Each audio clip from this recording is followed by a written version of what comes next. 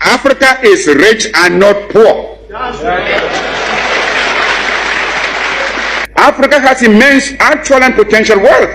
Gold, diamond, copper, manganese, bauxite, iron ore, uranium, asbestos, chrome, cobalt, a host of other minerals.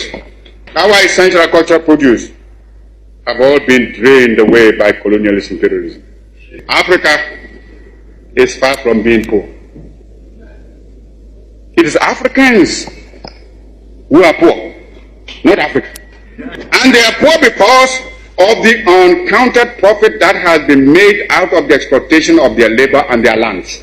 I raise this point so that it will stay in your minds when you may be tempted by the seductive promises of new colonialism to forget the real character of colonialist imperialism and be persuaded away from your own true interests and those of Africa. We who are concerned with the immediacy of African independence and unity are not prepared to wait upon the evolution of history. We are determined to give history a revolutionary push.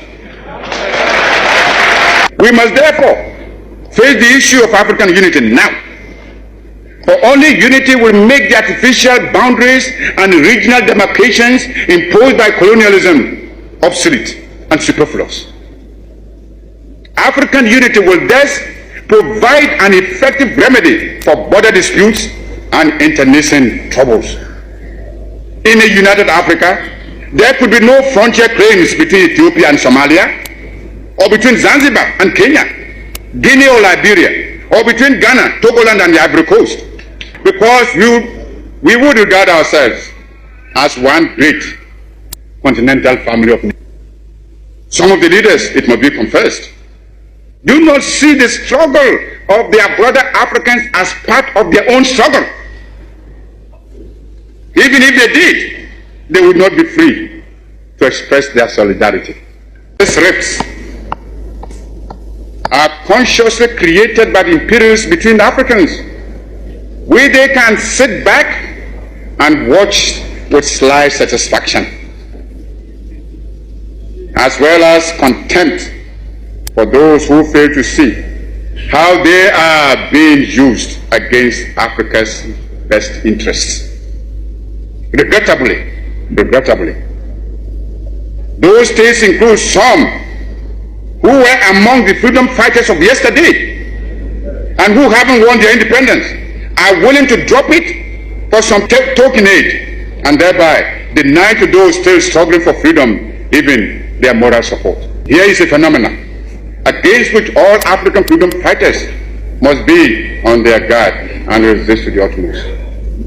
Even though I appreciate the difficulties facing us, I must admit I find it strange to watch some of us returning willingly to the colonialist fold. This time, they don't even have the excuse of being forced to subject themselves to foreign domination. It makes one wonder why so much effort and sacrifice and so many lives were given up to the achievement of independence in the first place, if it can only be so quickly and easily surrendered.